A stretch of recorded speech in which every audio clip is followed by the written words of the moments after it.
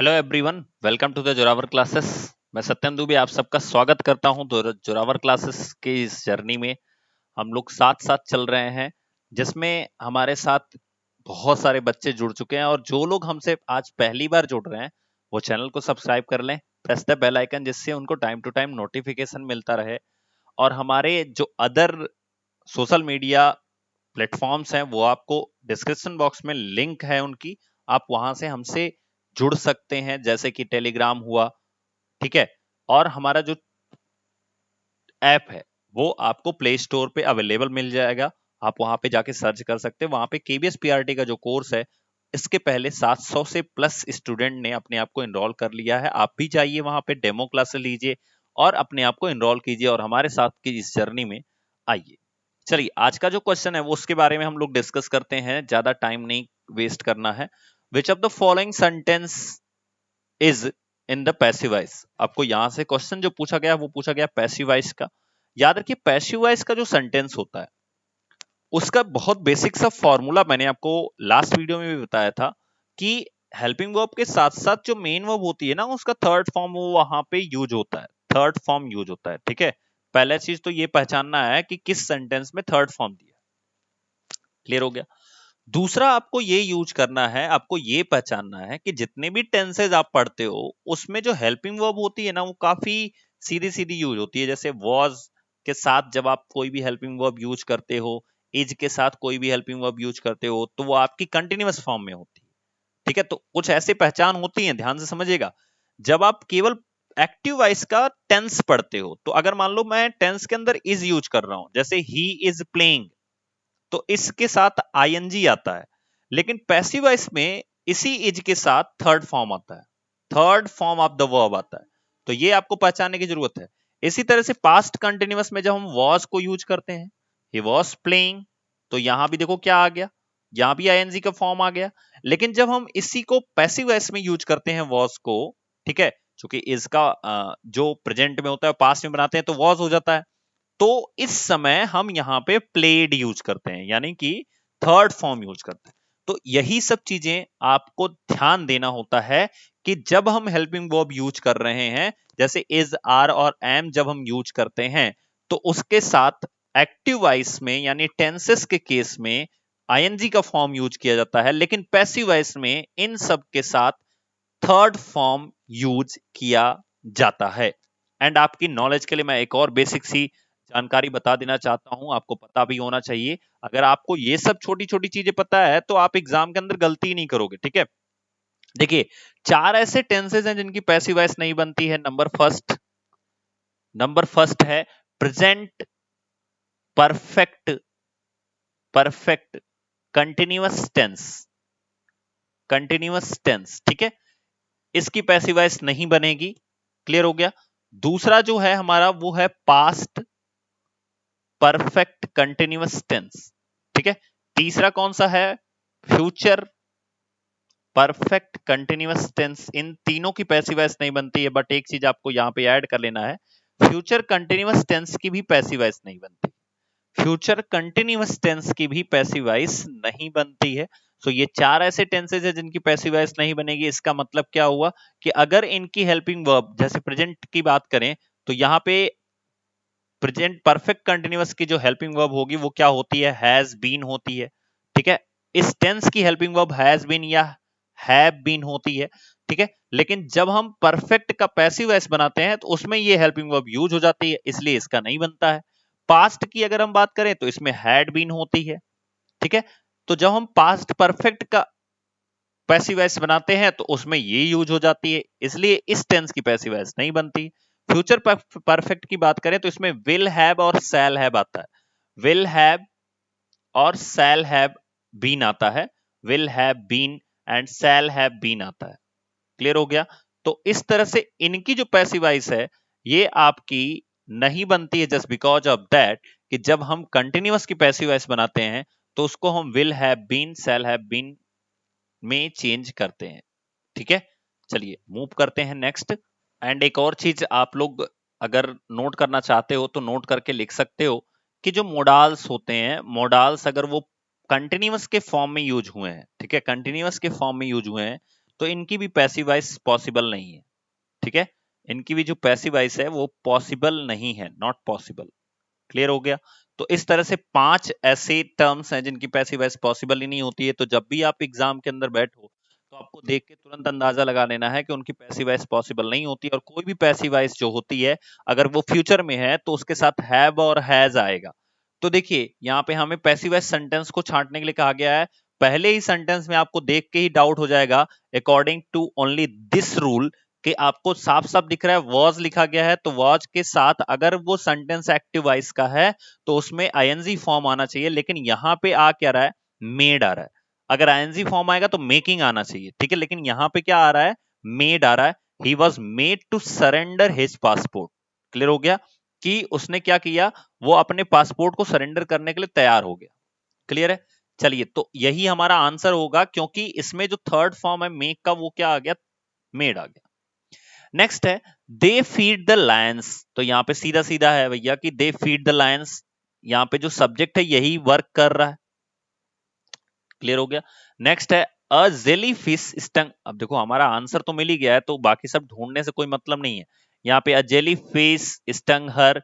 फिर देखो इसकी पहचान देखो, विल लिखा है, विल के साथ आईएनजी फॉर्म आना चाहिए, कहीं भी आईएनजी फॉर्म नहीं है। क्लियर है। लेकिन जब पैसिव वॉइस आप बना रहे हो तो है भी आना चाहिए, तो वो भी नहीं आया है। तो पैसिव वॉइस में ये भी नहीं आया है, ठीक है, इसलिए ये फ्यूचर टेंस में ही है, केवल किसमें है, फ्यूचर टेंस में है और इंडिफिनिट में है। इंडिफिनिट का कौन सा है, नेगेटिव सेंटेंस है। चलिए नेक्स्ट मूव करते हैं क्वेश्चन पे। बिल्कुल आंसर ए होगा। नेक्स्ट क्वेश्चन है tick the figure of speech in the following sentence. आपको फिगर ऑफ स्पीच बताना है। अगर आप ध्यान से पढ़ोगे तो लिखा गया है cocks crow cock a doodle doo. तो कॉक क्रो कॉक, अगर आप इसका प्रोनाउंसिएशन देखोगे तो कॉक्स क्रो कॉक। तो इस केस में आपको जो एक वर्ड है, या आप कह सकते हो एक अल्फाबेट जो है, उसका बहुत बार रिपीटेशन हुआ है। तो ऐसे केस को, ऐसे चीजों को जब एक ही वर्ण की आवृत्ति बार बार हो, ऐसे हिंदी में आप लोग पढ़े होंगे, एक वर्ण की आवृत्ति क्या हो, बार बार हो, तो उसे कौन सा अलंकार कहते हैं, कौन सा फिगर ऑफ स्पीच कहते हैं, तो ऑनोमोटोपोइया बोलते हैं। ठीक है। ऑनोमोटोपोइया का काम क्या होता है कि जब एक ही मिमिक जो होता है वो बार बार रिपीट हो। ठीक है। जब एक ही मिमिक क्या हो, बार बार रिपीट हो। तो ये तो हो गया कि हम इस बेस पे बताएं कि किस वर्ण की आवृत्ति के बेस पे। अगर हम पूरे सेंटेंस का मतलब समझेंगे तो उसके आधार पे भी हम बता सकते हैं कॉक्स क्रो कॉक। ठीक है। A doodle doo. तो इस सेंटेंस के मतलब के आधार पे भी आप बता सकते हो। अगर आप इसमें देखोगे तो इसमें किसी पक्षी की बात हो रही है। ठीक है।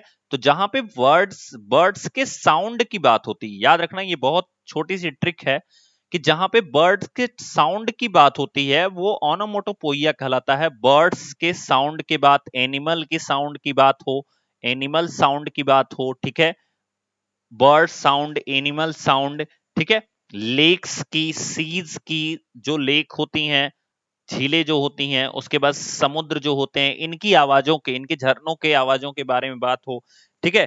तो इस केस में किसी भी चीज की आवाज, साउंड अगर आ जाए, याद रखिएगा साउंड आ जाए तो वहां पे ऑनोमोटोपोइया हो जाएगा। और साउंड का जो केस है उसमें चाहे बंदूक की ही क्यों ना आवाज हो, लेकिन साउंड के केस में ऑनोमोटोपोइया होगा। अगला है आपका, एक और ऑप्शन दिया गया है, वो दिया गया ऑक्सीमोरन। ऑक्सीमोरन का काम हिंदी में हम क्या बोलते हैं, इसे हम विरोधाभास बोलते हैं। क्या बोलते हैं, विरोधाभास बोलते हैं। देखिए अगर आप ऑक्सीमोरन का एग्जाम्पल अगर आप देखना चाहते हैं तो बहुत अच्छा सा एग्जाम्पल आप लिख सकते हैं। He is regularly, he is regularly, regularly irregular, irregular मतलब विरोध दिखता हो, रेगुलर। ठीक है। कि आपको रेगुलरली इरेगुलर दिख रहा है, मतलब वो ऐसा आदमी है जो कंटिन्यूअस इरेगुलर रहता है। तो मतलब अगर वो कंटिन्यूअस भी है और इरेगुलर भी है तो ये दोनों एक दूसरे में कॉन्ट्रास्ट पैदा करते हैं। इसलिए इसका बहुत अच्छा एग्जांपल है ही इज रेगुलरली इरेगुलर। बहुत आसानी से आप इसको डिफाइन कर सकते हो। क्लियर हो गया। कुछ और चीजें हैं, अगर एक और एग्जांपल बताऊं तो बहुत अच्छा सा एग्जांपल आता है, it is an open secret. तो अगर वो सीक्रेट है, ध्यान से समझिएगा, अगर वो सीक्रेट है तो वो ओपन नहीं हो सकता, ठीक है। लेकिन यहाँ पे क्या लिखा गया है, it is an open secret, ये खुला हुआ रहस्य है। तो अगर रहस्य है तो खुला हुआ नहीं हो सकता। इस केस में ऑक्सीमोरन होता है, इसको ध्यान से समझिएगा। नेक्स्ट है मेटाफर। मेटाफर के बारे में अगर हम बात करें तो इसे हिंदी में हम रूपक कहते हैं। क्या कहते हैं? रूपक कहने का मतलब ये हो गया कि किसी एक आदमी का रूप दूसरे आदमी के रूप से कंपेयर करा देना। क्लियर हो गया? कंपेयर करा देना, उसमें वर्ड्स जो होंगे लाइक नहीं आएगा या अदर थिंग्स नहीं आएंगे, ठीक है। जैसे अगर मैं लिखूं एग्जाम्पल, अगर मैं लिखूं तो बहुत अच्छा सा एग्जाम्पल है, life is a dream. Life is a dream, तो जो जीवन है वो एक स्वप्न है, ऐसा एक एग्जाम्पल मैंने आपको बताया। तो इस तरह से कंपैरिजन होता है। सिमिली के अंदर क्या होता है, दो चीजों का कंपेयर तो होता है, जैसे लाइक का यूज करके, एज का यूज करके, ये वर्ड्स आते हैं सिमिली के अंदर। लेकिन याद रखिए कि वो दोनों चीजें सेम थिंग्स की नहीं हो सकती हैं, मतलब सॉरी, वो दोनों चीजें, हाँ बिल्कुल, दोनों चीजें जो हैं वो एक ही तरह की नहीं हो सकती हैं। जैसे एग्जाम्पल बताऊं मैं आपको, जैसे अगर एग्जाम्पल बताऊं, जो नहीं होना है उसका एग्जाम्पल बता रहा हूं। मैं अगर लिखूं Sita is as beautiful, Sita is as beautiful as Gita, तो दिस इज रॉन्ग, यहां पे कोई सिमली नहीं है, ठीक है। भले ही एज यूज हुआ है लेकिन सिमली नहीं है, क्योंकि दोनों लड़कियां हैं। यहाँ पे दोनों जो वस्तुएं हैं जिनकी तुलना होनी है वो एक जात की एक तरह से नहीं हो सकती हैं। क्लियर हो गया? अगर हम सीता की तुलना चंद्रमा से करते हैं then it is possible, but अगर हम सीता की तुलना गीता से ही कर रहे हैं तो ऐसा पॉसिबल नहीं होना चाहिए, ठीक है। तो इसे सिमली कहते हैं। चलिए move to the next question. Next question is point out the correctly spelled word. कौन सा ऐसा वर्ड है जो सही रूप से लिखा गया है? यहाँ पे जल्दी से बताइए, बहुत आसान सा ये सवाल है। हैमरेज अगर आप देखोगे तो यहाँ पे लिखा गया है, लेकिन उसमें स्पेलिंग जो है वो कौन सी उसकी सही है ये आपको बताना है, ठीक है। तो बहुत आसान सा सवाल है ये। इसकी जो स्पेल्ड करेक्ट है वो है हेमोरेज, ठीक है। चलिए नेक्स्ट मूव करते हैं। Point out the meaning of the following proverb. आपको बताना है कि जो नीचे लिखा गया प्रोवर्ब है उसकी मीनिंग आपको बतानी है। Every cloud has a lining, every cloud has a lining, proverb की मीनिंग आपको बतानी है। हैज अ, यहाँ पे एक चीज मिस हो रहा है, आई थिंक यहाँ पे होना चाहिए था every cloud has a silver lining, ठीक है। अब इसका मतलब क्या होता है कि जैसे आप लोग सुने होंगे कि हर प्रॉब्लम में कहीं ना कहीं कोई ना कोई अपॉर्चुनिटी छिपी होती है, ठीक है। मतलब एक पॉजिटिव साइड हर प्रॉब्लम के अंदर छिपा होता है, तो उसे हम बोलते हैं every cloud has a silver lining. अब नीचे जो पहला ऑप्शन लिखा गया, cloud are never without a silver lining, ऐसा नहीं मतलब है, मैंने आपको मतलब भी बताया। There is a positive side to every unpleasant situation, बिल्कुल सही बात है। और भी ऑप्शन हम लोग चेक कर लेते हैं। देयर इज नो होप, ये गलत बात है। मैंने बताया पॉजिटिव साइन छिपा होता है। Clouds always have white line in them, ये भी गलत बात है। सिंपल सा हमसे प्रोवर्ब पूछा गया, तो प्रोवर्ब का जो मतलब है वो यही है कि अगर आपके सामने कोई भी प्रॉब्लम आ रही है तो उसमें अपॉर्चुनिटी छिपी होती है, तो प्रॉब्लम में अपॉर्चुनिटी क्रिएट करना है, उसी को सिल्वर लाइन बोलते हैं, ठीक है ना। तो आप देखिए इसका आंसर कौन सा सही हो जाएगा, option number B is the right answer. चलिए मूव करते हैं नेक्स्ट क्वेश्चन पर। अगला क्वेश्चन है हमारे सामने, point out the word which can be substituted for the given sentence. आपको बताना है कि जो सेंटेंस दिया गया है उसके लिए आप ऐसे समझ लो वन वर्ड सब्स्टिट्यूशन आपसे पूछा गया। The act of killing one's wife, the act of killing one's wife, उसे हम क्या कहते हैं? उसे हम युक्सोरिसाइड बोलते हैं, ठीक है। देखो जीनोरिसाइड जो होता है वो किसी खानदान को अगर आप मारने की एक्टिंग कर रहे हो, किसी के खानदान की मारने की एक्टिंग कर रहे हो, देन वहां पे जीनोसाइड होता है। इसे हम जोरिसाइड बोलते हैं, जो किसी की वाइफ को मारने की एक्ट होता है उसे हम बोलते हैं जोरिसाइड। नेक्स्ट क्वेश्चन बहुत इंपॉर्टेंट है, ध्यान से सुनना और बहुत अच्छे से जल्दी जल्दी आंसर करना। Select the adverb of place, ठीक है। आपको एडवर्ब ऑफ प्लेस के बारे में बताना है। जैसे हम लोग पढ़ रहे होंगे जब एडवर्ब के अंदर मैंने आपको बताया भी है कोर्स के अंदर, एडवर्ब पढ़ाया भी है, adverb of place, adverb of manner. शायद एडवर्ब आपके सिलेबस केवीएस के अंदर नहीं है, ठीक है, इसलिए शायद आपको नहीं पढ़ाया गया होगा, but adverb of place, adverb of manner, ये सब चीजें आपको पता होनी चाहिए एडवर्ब के बारे में, ठीक है। तो बताइए, एडवर्ब ऑफ प्लेस आपको सेलेक्ट करना है, ठीक है। तो देखिए, ऑलमोस्ट जो है वो एडवर्ब ऑफ प्लेस है नहीं, आगरा जो है वो नाउन है, एडवर्ब नहीं है। इसी तरह से जापान जो है वो भी क्या है, नाउन है, एडवर्ब नहीं है। ऑलमोस्ट तो एक तरह से सिचुएशन को मैटर करता है कि हाँ ऑलमोस्ट कंप्लीट था या नियर अबाउट, इस तरह से चीजों को मैटर करता है। तो एडवर्ब ऑफ प्लेस जो है वो कौन सा है, वो हियर है, ठीक है, हियर, देयर, ठीक है। तो इस तरह से जो प्लेस होता है उसे हम बोलते हैं एडवर्ब ऑफ प्लेस। चलिए नेक्स्ट मूव करते हैं। बिल्कुल, option number C is the right answer. Which of the following combination is found in the structure of English language? कौन सा कॉम्बिनेशन आपको स्ट्रक्चर ऑफ इंग्लिश लैंग्वेज के अंदर फाउंड होता है? किसी भी लैंग्वेज का जो स्ट्रक्चर है वो किस तरह से यहाँ पे चलता है। देखिए, अगर आप हिंदी के स्ट्रक्चर की बात करोगे तो हिंदी में अलग तरीके से लिखा जा सकता है। जैसे अगर लिखा जाए वह एक लड़का है, वह एक लड़का है, तो हिंदी का स्ट्रक्चर क्या हो गया, ध्यान से देखिएगा। यहाँ पे देखिए, वह को अगर हम प्रोनाउन मान ले तो यहाँ पे आपका सब्जेक्ट ही मान ले, तो सब्जेक्ट हो गया, और यहाँ पे आर्टिकल हो गया, फिर यहाँ पे नाउन हो गया, नाउन हो गया, संज्ञा हो गया, एंड यहाँ पे वर्ब हो गया। तो ये इस हिंदी का स्ट्रक्चर अलग है, बिल्कुल अलग है, क्योंकि सब्जेक्ट के बाद इंग्लिश में वर्ब आता है। तो इंग्लिश में जो स्ट्रक्चर होता है वो होता है सब्जेक्ट, देन वर्ब होता है, देन होता है ऑब्जेक्ट। क्लियर हो गया? तो ये स्ट्रक्चर है इंग्लिश का, सब्जेक्ट, वर्ब, ऑब्जेक्ट का। ये जो ऑप्शन होगा, ये ऑप्शन हमारा कौन सा सही होगा? So option number C will be the right answer, subject, verb and object. Because अगर वह लड़का है को आप इंग्लिश में लिखोगे तो आप लिखोगे ही इज अ बॉय, तो आपने क्या लिखा, ही यानी कि सब्जेक्ट, इज यानी वर्ब, भले ही हेल्पिंग वर्ब है, and a boy is object. Clear हो गया?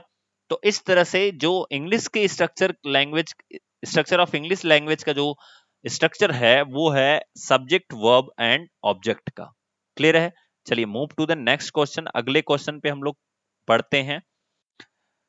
नेक्स्ट क्वेश्चन है हमारा, point out the portion having a mistake. आपको वो पोर्शन बताना है जिसमें कोई गलती है। लिखा गया है, the poors are always helped by them who are kind and generous. तो आपको बताना है कि कौन से सेक्शन में मिस्टेक है, कौन से सेक्शन में गलती है। तो जल्दी से बताइए क्या लिखेंगे, क्या बताएंगे। देखिए, लिखा गया है पहले ही सेक्शन में, द पुअर्स, प्लूरल नहीं हो सकता। पुअर को अगर आप रिप्रेजेंट कर रहे हो तो गरीब अपने आप हो जाएगा, वो प्लूरल करने की कोई जरूरत नहीं है, वो अपने आप में क्या हो जाएगा, प्लूरल हो जाएगा। पुअर का मतलब ही हो जाएगा गरीब, अपने आप में प्लूरल हो जाएगा, उसको पुअर्स करने की जरूरत नहीं होती है, ठीक है। तो पहला ही सेक्शन जो है वो हमारा रॉन्ग लिखा गया है, द पुअर्स। चलिए move to the next question, अगले क्वेश्चन की ओर बढ़ते हैं। फेमिनिन ऑफ हार्ट इज, आपको फेमिनिन बताना है। मैंने एक बार किसी वीडियो के अंदर फेमिनिन एंड मैस्कुलिन बहुत ज्यादा डिटेल में बताया था। फिली का मतलब मैंने बताया था आपको, फिली का मतलब होता है जो घोड़े का बछड़ा होता है, उसके बारे में हमने बात किए थे, ठीक है। तो आपको बताना है यहाँ पे हार्ट का। चलिए, तो मैंने आपको बताया भी था कि ये फिली का मतलब क्या होता है, बछड़ी होता है, किसका, घोड़े का, ठीक है, घोड़े का। और इसका आपको बताना है मस्कुलिन जेंडर क्या होगा। तो देखिए, मस्कुलिन जेंडर आपका जो होगा वो हो जाएगा इसमें कॉल्ट। लास्ट वीडियो अगर आप देखोगे तो उसमें मैंने बता रखा है, शो जो है ये ऑलरेडी क्या है, फेमिनिन जेंडर है, किसका, तो सुअर, आप सुने होंगे सुअर, ठीक है। अब इसका क्या होगा, इसका अगर हम मस्कुलिन जेंडर देखें तो वो जो जंगली सुअर होते हैं उनके बारे में है ये, तो बोर होता है, ठीक है। इसका जो आंसर है, हार्ट का मतलब क्या होता है, हार्ट का मतलब होता है हिरन से होता है, ठीक है। लेकिन ऐसा हिरन जो क्या हो, जो लाल हो। तो आप कैसे याद रख सकते हो, हार्ट जो होता है हमारे बॉडी में, जो हार्ट होता है, ठीक है, उसके अंदर खून सप्लाई होता है, मतलब आता जाता है। तो खून सप्लाई होने की वजह से ये क्या हो गया, लाल हो गया, आप ऐसे याद रख सकते हो। और हार्ट का काम क्या होता है, हमेशा चलते रहना। तो हिरन का भी काम क्या होता है, हमेशा चलते रहना। तो हार्ट का मतलब क्या हो गया, हिरन से, और लाल हो, और हार्ट का जो फेमिनिन जेंडर होगा वो रोई हो जाएगा। क्या हो जाएगा, रोई हो जाएगा, हिरनी जिसे बोलते हैं हम, हिरनी, लेकिन कैसी हो, वो लाल हो। ठीक है, तो option number C will be the right answer. Goose का मतलब होता है हंसनी। गूज का मतलब क्या होता है, हंसनी। ये ऑलरेडी फेमिनिन जेंडर है, और इसका अगर हम मस्कुलिन जेंडर दिखेंगे तो मस्कुलिन जेंडर जो होता है वो होता है जेंडर। जेंडर का मतलब ही होता है हंस। क्या होता है, हंस। तो इसको भी आप लोग नोट कर लीजिएगा, काफी इंपॉर्टेंट डेटा है यहाँ से, जो आपके एग्जाम में आ भी सकते हैं और आपको इसके लिए प्रिपेयर भी रहना होगा। चलिए नेक्स्ट मूव करते हैं। बिल्कुल option number C is the right answer. Dash let he is skilled worker. Dash let he is skilled worker, तो आपको बताना यहाँ पे क्या लिखा जाएगा, जल्दी से बताइए। सो इसका जो बेटर ऑप्शन होगा वो होगा दो let he is skilled worker. Clear है। चलिए तो हम लोग आज का ये सेशन यहीं पे एंड करते हैं। नेक्स्ट वीडियो में नेक्स्ट क्वेश्चन के साथ आएंगे, जो कि आपके सामने इस तरह के कुछ क्वेश्चंस होंगे, आपके ग्रामर से, कुछ लिटरेचर से भी क्वेश्चन आएंगे, एंड कुछ टीचिंग ऑफ इंग्लिश के भी क्वेश्चन आएंगे धीरे धीरे आपके सामने। तो आप लोग रेडी रहिए हर चीज से। आई होप आप लोग एंजॉय किए होंगे आज का session, and thank you. Next video में मिलेंगे।